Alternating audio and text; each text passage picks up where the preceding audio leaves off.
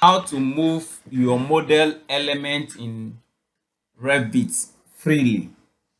If I want to move this concrete face up now, and I select it, then select my move tool, you will see that this tool will appear. This is what we call option bar.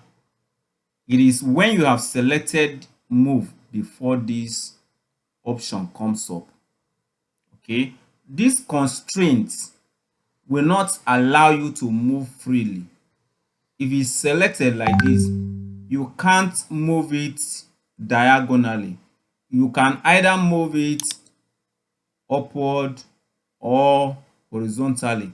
So if you want it to be free, the movement to be free, in that case, you are going to, while the move tool is selected, you are going to uncheck constraint and check disjoin.